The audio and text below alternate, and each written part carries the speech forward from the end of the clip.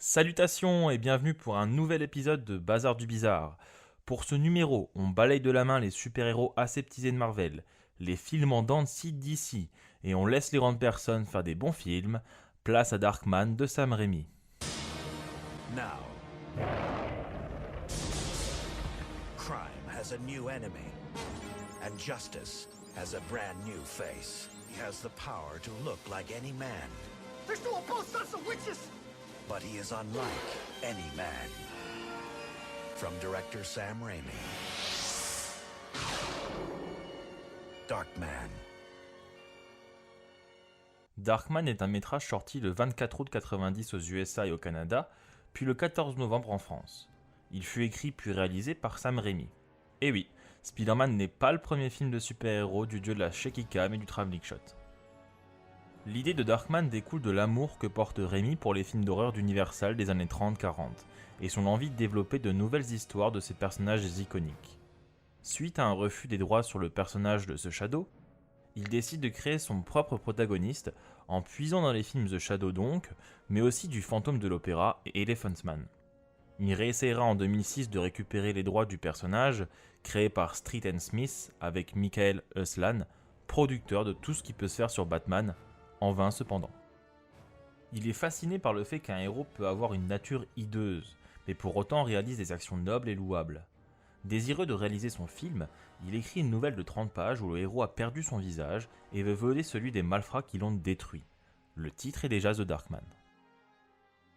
Suite à un accord avec Universal, Raimi peut tourner son film avec 12 millions de dollars de budget, mais à condition de faire appel à un scénariste pour améliorer l'histoire. Et c'est ce qu'il fera. Le texte verra plusieurs réécritures ainsi que divers développements, notamment par Ivan Raimi son frère, Chuck Farrer, les frères Joshua et Daniel Goldin, ainsi que Robert Tappert, producteur sur la quasi-totalité des films de Sam Raimi. C'est avec ce dernier que Raimi prend conscience de la possibilité du personnage et qu'une franchise pouvait se créer avec cet univers. On retrouve plus tard les frères Cohen comme script doctor. Le script est fini après environ 12 réécritures, car Universal n'était pas convaincu de ce que Raimi leur présentait. Finalement, c'est la version des différentes phases de Peyton qui est retenue. Dans un premier arc, au début du film, notre personnage principal est sympathique et authentique, puis obtient un esprit vengeur contre ses ennemis l'ayant défiguré dans un autre arc. Le tout se terminant sur un arc de haine contre sa propre personne, contre ce qu'il est devenu et contre ce qu'il a fait, à l'antipode de tout ce qu'il souhaitait. Commence donc ensuite la pré-production. Instantanément, Raimi se dit que travailler avec un des majors du cinéma lui permettrait de concevoir des choses qu'il n'aurait pas pu faire en temps normal, comme par exemple des courses-poursuites en hélicoptère ou des laboratoires à la pointe de la technologie et étant le plus près de la réalité.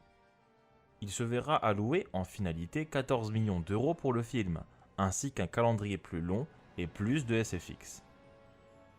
Le tournage se fait à Los Angeles et Toronto. Tout se passe relativement bien, pendant que Neeson repousse ses limites et aime le défi de devoir être maquillé pendant des heures. McDormand, l'interprète de Julie Hastings, essaye de rentrer au mieux dans son personnage, allant parfois à l'encontre des instructions de Raimi qui développeront de temps en temps des désaccords, mais toujours cordiaux. Parlons maintenant du casting. Dans le premier rôle comme dans les seconds, la distribution fut très mouvementée. Pour interpréter Darkman, Raimi voulait quelqu'un pouvant jouer un monstre en conservant son humanité. Évidemment, on ne dissocie pas notre réalisateur de son acteur fétiche Bruce Campbell, et c'est effectivement lui qui est pressenti pour le rôle principal. Néanmoins, Universal ne l'entend pas de cette oreille, ils estiment que Campbell n'a pas la stature pour jouer un tel personnage. D'autres noms sont finalement évoqués, Gary Oldman par exemple, ou encore Bill Paxton, célèbre Hudson dans Aliens le Retour. Mais c'est Liam Neeson qui sera le grand gagnant. Pour la petite histoire, c'est Paxton qui lui parlera de l'audition, et lors de l'obtention du rôle, ce dernier le prendra très mal et ne lui adressera plus la parole pendant des mois. Dans l'histoire, Neeson interprète donc le rôle du Dr Peyton Westlake, alias Darkman.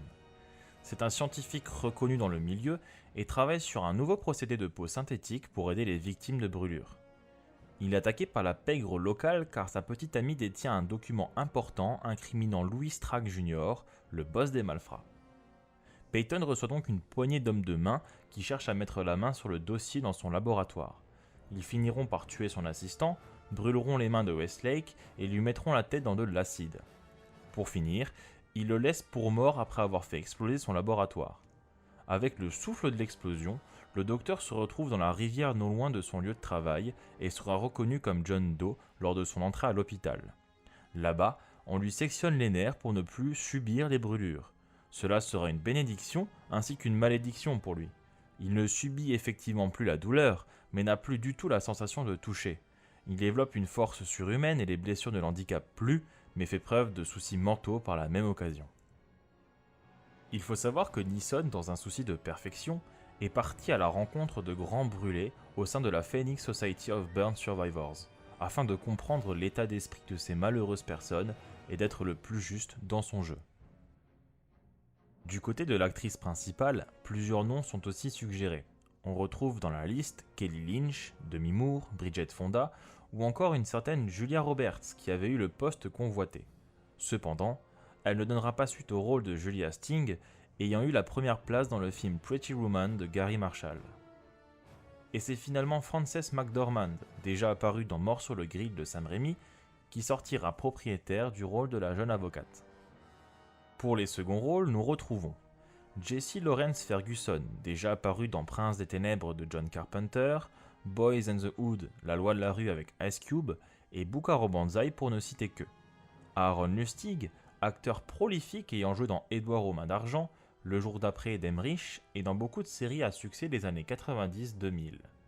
Ainsi que Ted Raimi, autre membre de la fratrie, nommé Theodore Raimi dans le générique final et interprétant Rick.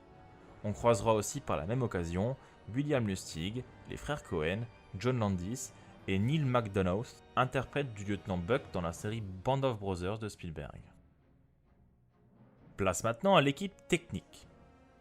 Vous connaissez déjà les noms des principaux scénaristes, cependant d'autres noms importants sont à citer. On retrouve à la musique un génie de la composition, à savoir Danny Elfman. Pour les personnes ne le connaissant pas, il réalisa la musique de Spider-Man 2, du jeu vidéo à succès Fable, ainsi que les musiques d'une grande partie de la filmographie de Tim Burton, dont Batman. Il dira au sujet de sa composition pour Darkman: le style de Raimi est démodé et mélodramatique, mais d'une manière qui rend fou. Ces visuels merveilleux se prêtent facilement à la musique, et c'est un soulagement d'écrire de longues séquences musicales, ce qui est très rare dans les films modernes. Il n'y a aucune raison de se retenir sur ce coup-là. Et effectivement, c'est ce qu'il fera. Comme d'habitude, tendez l'oreille pour vous faire un avis sur la musique de fond. Le rôle du chef opérateur est affecté à Bill Popp. Véritable virtuose, il commence son partenariat avec Raimi sur Darkman et revient ensuite sur Evil Dead 3, Spider-Man 2 et Spider-Man 3. On le retrouve également à ce poste pour Bound et la trilogie Matrix d'Esther Wachowski, Team America Police du Monde de Parker Stone, Scott Pilgrim et Baby Driver d'Edgar Wright, et pour finir, Shang-Chi et la légende des 10 anneaux, mal aimé à tort des studios Marvel. Enfin, John Alvin, un des créateurs les plus connus dans la conception d'affiches de cinéma, nous confectionne le visuel de Darkman. Il est le papa de nombreux posters que nous avons tous au-dessus de nos lits. Les Goonies, E.T. l'extraterrestre, Space Jam, Harry Potter et la pierre philosophale, ou encore Blade Runner. Impossible de vous faire une liste exhaustive de son immense travail maintenant. Vous retrouverez sous peu un épisode sur John Alvin et ses créations dans la prochaine émission L'Affiche. Dans la continuité de la création du métrage, il faut savoir que Raimi avait une vision bien précise pour son film, que les producteurs ont essayé en vain de brider. En effet, Rob Tapert explique que Universal avait monté le film en passant de 2h à 1h45. Mais on ne le fait pas à notre Sam. Parvenant à avoir accès au montage, Raimi et sa fine équipe parviennent à remonter celui-ci en 48 heures. Ils restaurent ce qu'ils estiment important pour la narration, ce qui amène à rajouter environ 10 minutes de scène, puis s'en vont sans le dire à qui que ce soit. La Major ne le remarquera que 2 jours avant la sortie presse, il était donc trop tard pour effectuer des retouches ou pour retourner les scènes qui furent coupées par Raimi et sa bande. Néanmoins, on peut recenser plusieurs versions à Darkman. Pour les scènes coupées, une seule est incomptabilisée. La scène en question nous montre Stark sur son lit, nu, en train de se mouvoir sur une couverture de pièces d'or. Mais ce qui est le plus flagrant, ce sont les nombreuses versions pour échapper aux réglementations dans les différents pays distribués. Le montage du film est coupé de 25 secondes pour les Anglais et les Français, dans un souci d'économie et pour créer un seul master pour les DVD, et de quelques secondes pour les Allemands afin d'être uniquement moins de 18. Le film a reçu comme récompense le prix du meilleur réalisateur et effets spéciaux au Festival international du film de Catalogne. Suite à ça, 2 suites verront le jour en direct ou vidéo. Darkman 2, le retour de Durant, sorti en 95, et Darkman 3, en 96. Les suites cependant n'auront pas le succès du premier. Le casting et la réalisation changeant en sera la première raison. Pour les amoureux des jeux vidéo, il est possible de trouver l'histoire de Peyton sur NES, Commodore 64, Amiga, Amstrad, Game Boy, etc. sur un jeu vidéo sorti en 91. Du côté des bouquins, Marvel Comics nous a pondu 3 BD sur notre héros, ainsi qu'un crossover entre Darkman et Army of Darkness, à savoir Evil Dead 3, sorti chez Dynamite Entertainment en 2006. Enfin, en 1992, Universal s'essaye à la série télé en développant un épisode pilote inspiré du film. Mais au final, qu'est-ce qu'il vaut ce film ? À mon sens, c'est une réussite.